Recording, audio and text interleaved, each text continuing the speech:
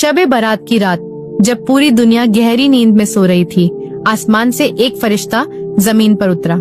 उसका नाम जिब्राइल था। वो सफेद रोशनी से जगमगा रहा था, जैसे आसमान का टुकड़ा जमीन पर आ गया हो।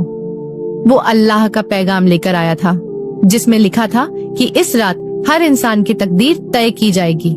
फरिश्ता गली गली घूम रहा था, हर घर की दहलीज पर रुककर दुआओं को सुन रहा था। एक बूढ़ी माँ जो अपनी बेटी के लिए रो रो कर दुआ मांग रही थी, उसकी आवाज फरिश्ते के दिल को छू गई। उसने आसमान की ओर देखा और फरियाद की कि इस माँ की बेटी के नसीब में खुशियाँ लिख दी जाएं। उसी रात एक गरीब बच्चा जो भूखा सो गया था, उसकी झोपड़ी में फरिश्ते ने कदम रखा और उसकी झोली में बरकत भर दी।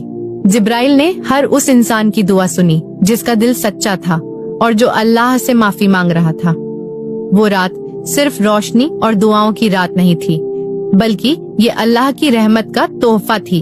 जब फरिश्ता आसमान की ओर वापस जाने लगा तो उसकी आंखों में इंसानों के लिए दुआओं का सैलाब था।